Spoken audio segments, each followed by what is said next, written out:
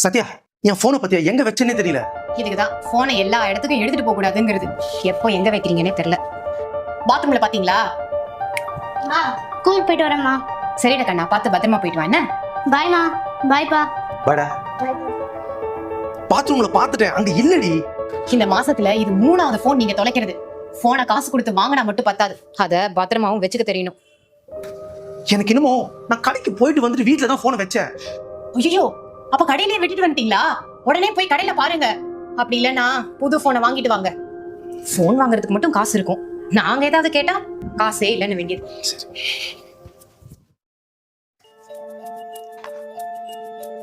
புது நம்பரா இருக்கு, யாரா இருக்கும்? ஹலோ, ஆதி பேரண்டா? ஆமாங்க. பிரின்சிபல் உங்களை மீட் பண்ணனும் சொல்லிருக்காரு. என்னாச்சு? அதெல்லாம் எங்களுக்கு தெரியல, நீ உடனே வாங்க. சரிங்க, நான் வரேன். உட்காருங்க. ஆதியை பத்தி பேசுறதுக்கு தான் உங்க 2 பேரையும் வர சொன்னேன். சார், கண்டிப்பா அவன் ஏதாச்சும் பண்ணிருப்பான். நீங்க பனிஷ்மெண்ட் கொடுங்க, நாங்க 2 பேரும் எதுவுமே கேட்க மாட்டோம். அவன் நம்பர் 1 சேட்ட பையன் சார். சார், ஆதி தப்பு பண்ணியிருந்தாலுமே அதுக்கு பனிஷ்மெண்ட் ஒரு சொல்யூஷன் இல்லை. நான் உங்களை வர சொன்னது வேற ஒரு விஷயத்துக்காக. ஒரு நிமிஷம்.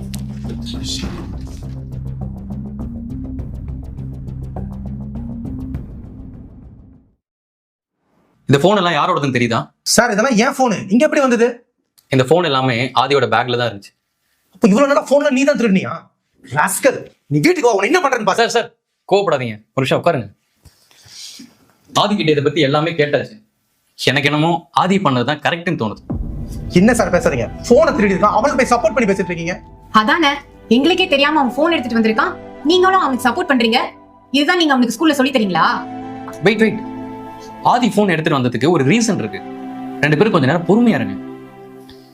ஆதி, ஏன் போன் எடுத்து வந்து அப்பா அம்மா கிட்ட சொல்லு. அப்பா, அம்மா, சாரி உங்க ஃபோன் எடுத்ததுக்கு.